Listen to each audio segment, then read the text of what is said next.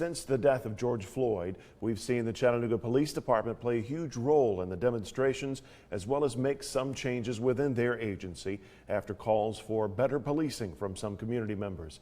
Tonight we hear from Sheriff Jim Hammond on policy changes and the protests behind them. Channel 3's Travis Cummins joins us live in the studio with the latest. Travis? Yeah, good evening, Greg. After the Chattanooga Police Department added and updated its policy last week in an effort to listen to the community and regain their trust, we asked Sheriff Jim Hammond if the county would do something similar. His answer to that question remains the same. You can protest all you want peacefully, but if you turn to violence and you turn to destruction of property, we are going to ramp up how we protect this county. Sheriff Jim Hammond says he's all for peaceful demonstrations. You cannot have a perfect police department. Doesn't exist, never will. When it comes to policy for deputies in his department, he says those are remaining as is.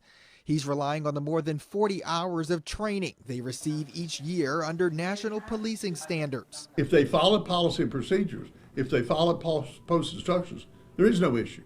If they violated it, that's where you do an investigation to determine should there be disciplinary action. Amid a diminishing relationship between law enforcement and people of color, Hammond told Channel 3 he's not behind most of the demands made by protesters calling for better policing. He says he's in favor of no-knock warrants on a case-by-case basis and against defunding police and relying on camera footage. I think it's dangerous when we demand instant justice, street justice, because you see something on a video camera. The sheriff says he's an advocate for due process and letting an incident unfold.